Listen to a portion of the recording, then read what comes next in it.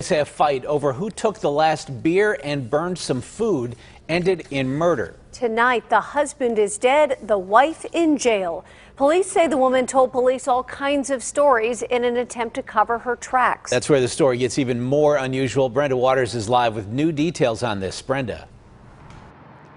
Hi, Ken. The 38-year-old wife of the victim is here at the Allegheny County Jail tonight, and police say before she was arrested for homicide, she gave them several versions of what happened last night. 10:30 Monday night, Fraser Township Police and paramedics respond to a 911 call about a man being shot inside a house on Crawford Run Road. My officers arrived on the scene. They discovered the victim in this case in a bedroom. The victim was 42-year-old Dennis Drum Sr. He had a single gunshot wound to the forehead and was dead.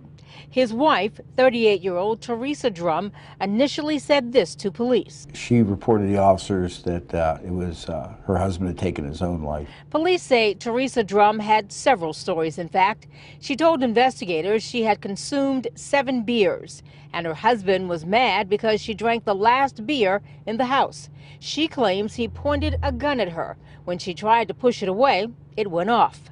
In another version, she and her husband had been fighting about a casserole she burned. They ended up in the bedroom. He pulled the gun from a holster. Both had their finger on the trigger and the gun went off. Police say this is where the story takes another turn. Initially, she reported to my officers that she had taken a picture of her husband and sent it to a friend. Of her husband lying on the floor. In the picture, the husband had no gun in his hand, but when police arrived at the house, the gun was in her husband's hand. She told police she didn't know how the weapon got there. And Teresa Drum told investigators she took a shower before calling 911.